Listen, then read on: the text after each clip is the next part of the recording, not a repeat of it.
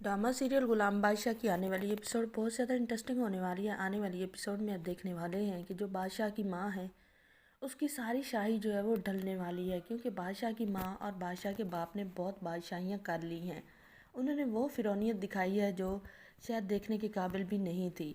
जैसे बादशाह को अपनी माँ और बाप के सारे जुल्मात के बारे में पता चलता है, जैसे ही पुप्पो अम्मा ने कहा था कि बादशाह तुम्हें अपने ख़ानदान से और इन रख रखाव इन फजूल के महल्लात से तुम्हें नफ़रत हो जाएगी, तो वैसे ही होता है। जब बादशाह को सारी कहानी पता चलती है कि अम्मा पुप्पो उसकी जो थी उसकी शादी हुई थी और उसके बाप ने मार पीट कर तलाक ले ली थी, बेटी बाप को दे दी थी, और फिर यहाँ आकर कहा था कि आशिक अली जो है वो तलाक देकर गया है।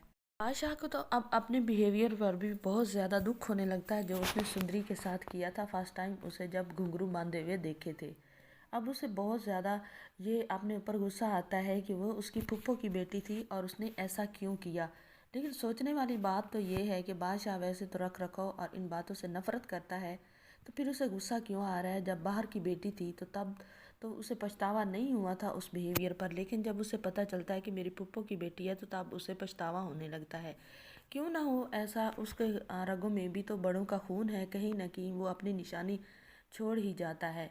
वरना बादशाह हर औरत के लिए तो ऐसा नहीं है जैसा अब वो अपने ख़ानदान की लड़की के उस बिहेवियर पर पछता रहा है। अम्मा पुप्पो से कहता है बादशाह कि मैं आपको पूरा इंसाफ लेकर दूंगा, जो जुल्मात आप पर होने थे वो हो गए हैं। अब अम्मा पुप्पो आपकी खुशियों के दिन आ चुके हैं, अब देखना मैं क्या करता हूँ।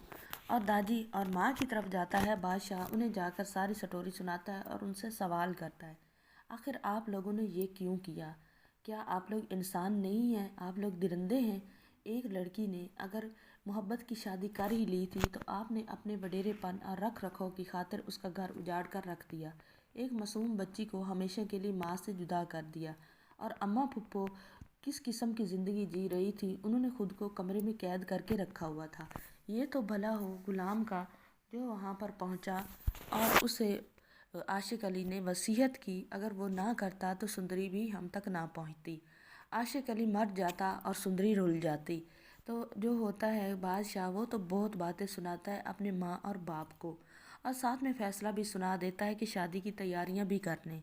जो मुकाम फुफ्फो को मिलना था और जो सुकून फुफ्फो को मिलना था वो नहीं मिल सका, लेकिन मैं फुफ्फो की बेटी को हर वो मकाम इज़्ज़त दूंगा जिसकी वो मुस्तहिक है या जो उससे छिन चुका है। अम्मा फुफ्फो की बेटी से शादी करने वाला हूँ। अब दादी जो होता है उसकी तो आंखें फटी की फटी रह जाती हैं। इलेक्शन भी सर पर है और दूसरी तरफ जो है माँ जो होती है बादशाह की, वो तो रोला डाल देती है। लेकिन बादशाह अब किसी रोले पर टलने वाला नहीं है।